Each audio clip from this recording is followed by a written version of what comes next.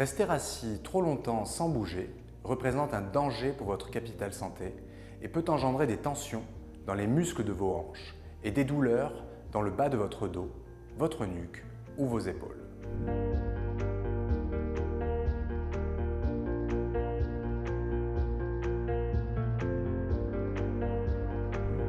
Afin de lutter contre les méfaits de la sédentarité et soulager ou prévenir ces maux de dos, cherchez à vous asseoir moins souvent et apprenez à vous asseoir mieux. Les chiffres font froid dans le dos.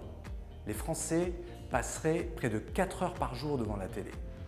Alors si vous passez vous aussi beaucoup de temps à faire la couch potato, la patate sur le canapé comme disent les anglo-saxons, essayez de limiter cela, de définir un temps dédié pour la télé, les tablettes ou jeux vidéo et de ne pas trop en abuser.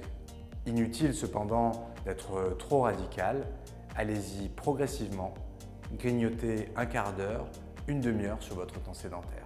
Et comme la nature a horreur du vide, essayez de remplacer cette mauvaise habitude par une autre habitude, celle-ci positive.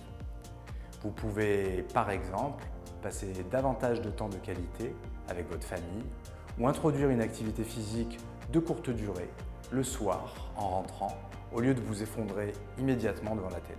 Si vous évitez du même coup l'exposition aux écrans tard le soir, cela aura de plus un impact positif sur la qualité de votre sommeil.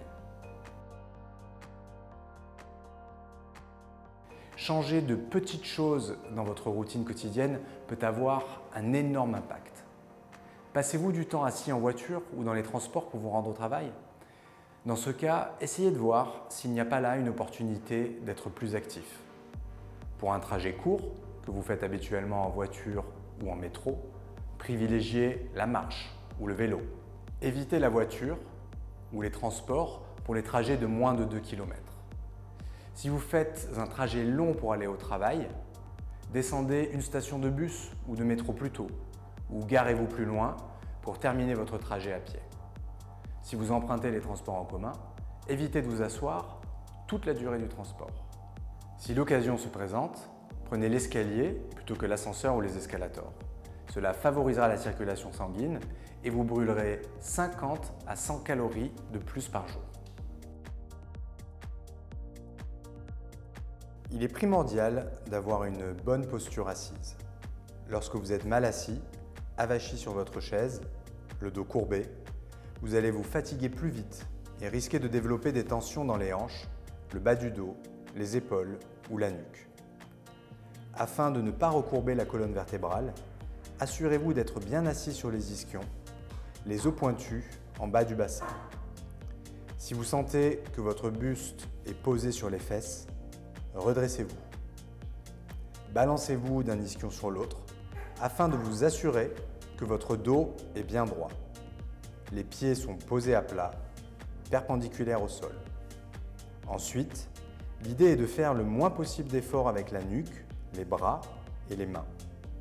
Lorsque les coudes sont fléchis à 90 degrés, les épaules détendues, le clavier et la souris doivent être naturellement sous les doigts. L'écran est à la hauteur des yeux pour éviter de pencher la nuque.